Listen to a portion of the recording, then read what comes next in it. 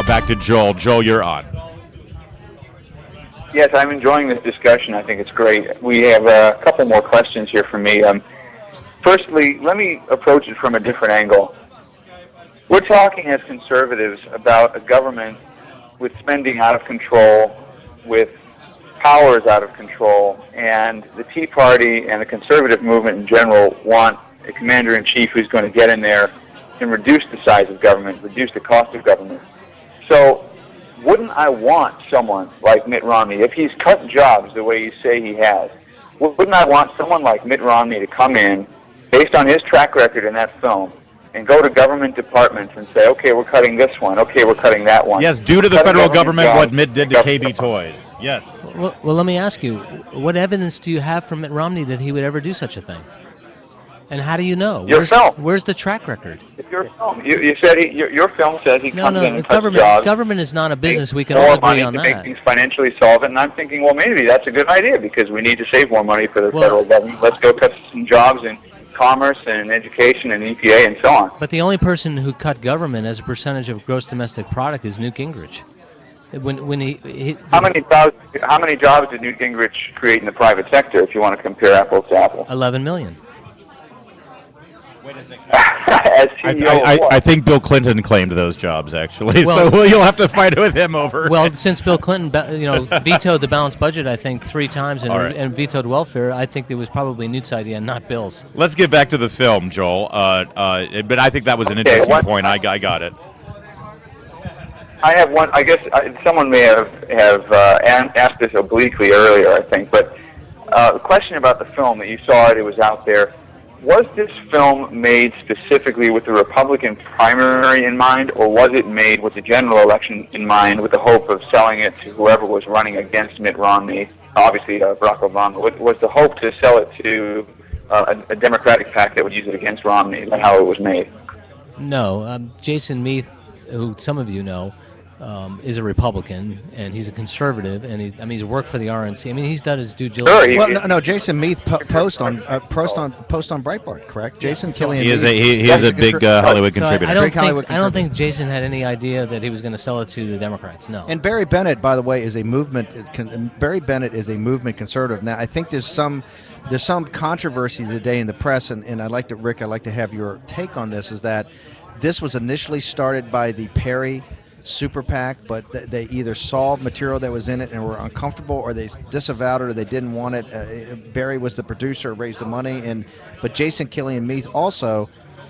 Some of the other controversy is Jason was Stuart Stevens' partner for many years. He was the guy that was in charge of all the spots and all the content in the 2008.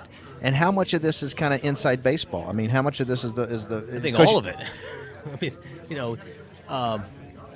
I don't know. I have no idea. The writer and director actually worked for Romney in his 2008 campaign. He worked for a company, right? It was Stuart Stevens, right, who was retained. Right. I don't think he worked directly for him. I think he worked for the campaign. And he was not hired for this campaign.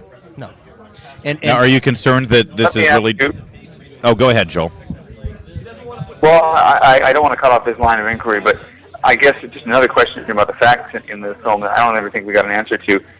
I don't remember there being a reference to the jobs in Mexico and Asia, that number that you gave, saying that Romney's jobs were all created overseas. What is the basis for that claim? Because I didn't see that in the film. Well, that was a reaction to Romney's claim that he created 100,000 jobs, and he has yet to provide any. It's not up to me. But certainly they're not all overseas. I mean, I've got a Staples in my neighborhood, and many people do as well. Sure. But he said he claims that he created 100,000 jobs, but provides no documentation. He says, "Trust me," like he does on most of his policy positions. Let's be specific about this number. As George Stephanopoulos asked him, and he confirmed the other night in debate, we're talking about a net number. It's not the gross number; it's a net number. That means that they've net, and George Stephanopoulos was very specific, and Governor Romney confirmed that. So it's not just taking all the Staples jobs; they're taking. When Mitt Romney was there, taking all the jobs that were created and netting out all the layoffs, and you're subtracting all the layoffs. We know there are tens of thousands of jobs lost. So if those could get, I just want to be sure on the nomenclature. Nomenclature is that there were jobs created, but there were jobs lost. And the net result is 100,000. 100,000.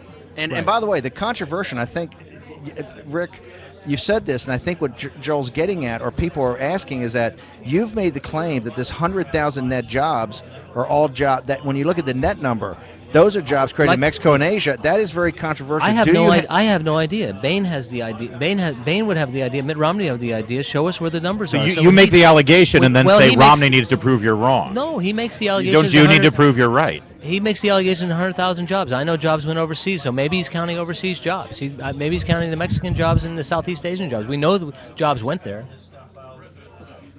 All right, let me ask you. I just have one more question on this overseas thing. I noticed you feature Mitt Romney speaking in French on the film. I'm sure you're aware there are many French-speaking Americans. I mean, there are Americans who grow up speaking Creole, and up in Vermont, you've got people who, I mean, what is that intended to be? That strikes me as a little bit, you could make the case xenophobic. I mean, the guy speaks a foreign language. We're going to hold that against him. Wait a minute. If you show Mitt Romney speaking French because there are French Canadians here in New Hampshire, French Canadians in all in the upper Northeast, that somehow there's a xenophobic, I don't understand that. He was head of the Olympic Committee. That was, and you asked Jason, he put it in there, but that was a part of the film. I don't think it was intended. Joel, can I jump in for a second? anything. But here's I think the question. So he speaks French. Hang on. You're not releasing. Yeah, but I think John Nolte, you can jump in here as a filmmaker. It's about that you have at the end of the film, as a polemic device, you have him speaking French. You also make the comment many times at the end about money coming from Latin America.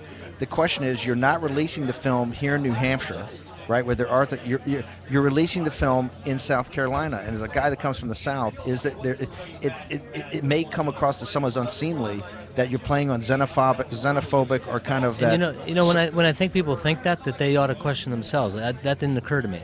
We are focusing on South Carolina because Newt's a Southern legislator from Georgia, and South Carolina is where we believe we will do very well. I don't see the point in spending a whole lot of capital or time here in New Hampshire. I mean, I'm from New Hampshire. I grew up here. I've seen Mitt Romney's house. I've egged it from my boat. So he's going to win. He's going to win here, by all accounts, because he knows all the voters here because he's spent so much time with them. Good for him. That's fine. My point is that he told all these voters that he was a businessman from the private sector who has a record of creating jobs, and I would just like to see the record. And he has not shown us the record of creating jobs, and he has not disclosed what the nature of Bain Capital was and the models that he followed to return a profit for his investors. Profit's good, that's fine, but don't make a case or a justification that you can be a corporate raider and somehow come and say I was a job creator like you're some mom and pop job creator. You're not. So you think what he did with Sports Authority and Staples and Domino's and Brookstone all fall under corporate raider categories? No, but look at the cases that we've outlined that he did. I'm not making. But again, let's look at one of those cases. Okay. One of them is KB Toys. Right. Now that all went down in 2000. A couple of things happened in 2000. Target and Walmart went through the roof in 2000, and I know I did a lot of Christmas shopping for my kids at Target because it's cheap. You don't have to deal with going to Toys R Us. Also, I bought a lot of things on the internet. Mm-hmm. People don't go to a little mom and pop toy store anymore like KB Toys is. They go to a superstore. That's not Mitt Romney's fault. That's not Bain Capital's fault. The business model failed. Schwartz, I don't know. There are other toy stores. FAO Schwartz, by the way, is owned by Toys R Us, which, by the way, is now owned by Bain Capital.